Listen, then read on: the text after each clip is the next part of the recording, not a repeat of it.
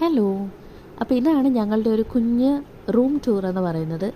സത്യം പറയാമല്ലോ, ഞാൻ ഇതുവരെ ഹോം ടൂറോ റൂം ടൂറോ അങ്ങനെ ഒന്നും ചെയ്തിട്ടില്ല.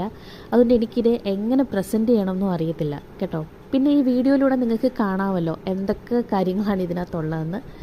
പിന്നെ അത് കാരണം എനിക്ക് വലിയ പരിചയമില്ലാത്തതുകൊണ്ട് സത്യം പറഞ്ഞാൽ എനിക്കിത് പറയാനായിട്ട് അറിയില്ല കേട്ടോ. പിന്നെ ഒരു കാര്യം ഞാൻ പറയാം, എനിക്ക് ഏറ്റവും ഇഷ്ടമുള്ളൊരു സ്പേസാണ് ഈ ബെഡ്റൂം എന്ന് പറയുന്നത്. കാരണം അത് മാക്സിമം പോസിറ്റീവാക്കി വെക്കാൻ ഞങ്ങൾ ശ്രമിക്കാറുണ്ട്.